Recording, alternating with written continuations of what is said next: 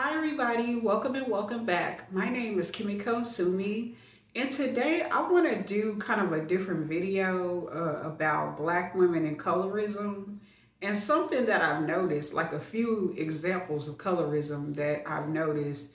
And speaking from somebody who, has been through a lot, I haven't necessarily been through a lot of colorism, but I have dealt with racism, of course, and maybe even colorism, but not just like directly telling me. Usually, people don't really have colorism to me, but it has happened before, and I have definitely experienced racism. But I do want to talk about something. I remember when I was in a shelter in Long Beach. I remember there was this girl and this guy, and they were staying there at the shelter. And I remember the girl was dark skinned. She had box braids, and she was pregnant, y'all. And she was apparently she was pregnant by him, the guy that she was with. And I remember one time I was just standing there early in the morning, I think, or maybe when we got in the shelter, maybe we was leaving or we just got there or something. I can't remember because it was years ago.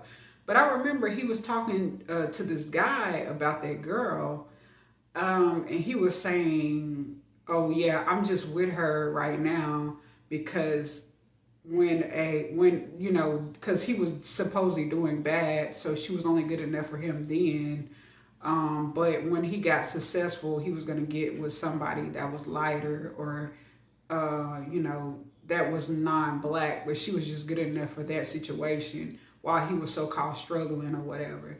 And I could tell that the girl was like, she was in her, she went within, like it was like kind of like a blow to her self-esteem. And I felt that even though I haven't been directly, well, not really directly, but I haven't had a lot of colorism but a lot of racism, definitely racism, but not a lot of exactly colorism, like right out. I've had colorism because I've been told that I've been too black before. I definitely have in Long Beach around that time, actually.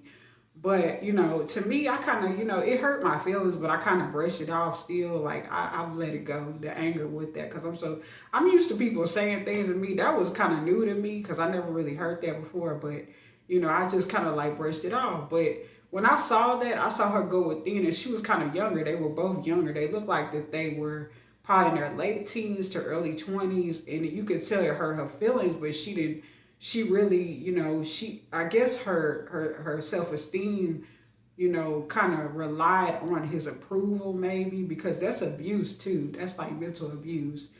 And so the guy that he was talking to was actually like, you think she's only good enough now? Like, what's wrong with you? He was kind of checking him on that, and I remember that.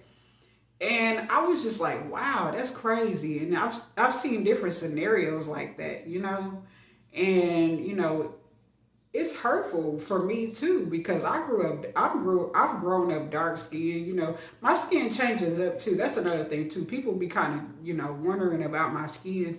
It switches up. It can get very dark. It can be kind of like medium brown, and it can be light. So that might be why I have never really experienced colorism. But a lot of people have definitely called me ugly and stuff and unattractive. I've heard that a lot, along with being called fat and different things that are racially motivated. But exactly about colorism, exactly, for some reason it's weird because I haven't exactly had, especially not really with black people either. A lot of black people have never really like outright been colorist towards me, even though I could tell that some people were doing things because of that, because my skin can appear different colors and shades in different ways, and my features can look like different things.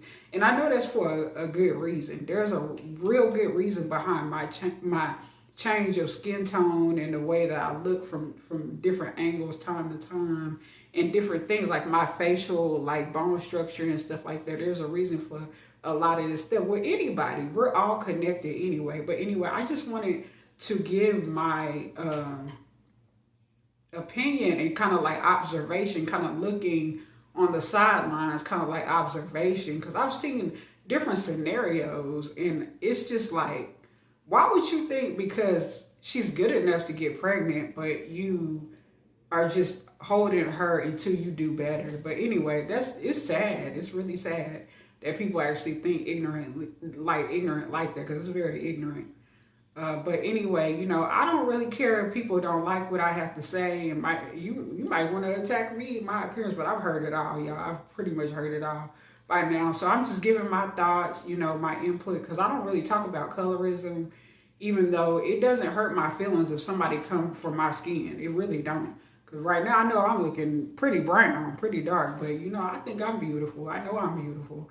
So I don't really care. But anyway, y'all, so if you like this video, please hit like, comment, subscribe, share my video, hit the notification bell if you like.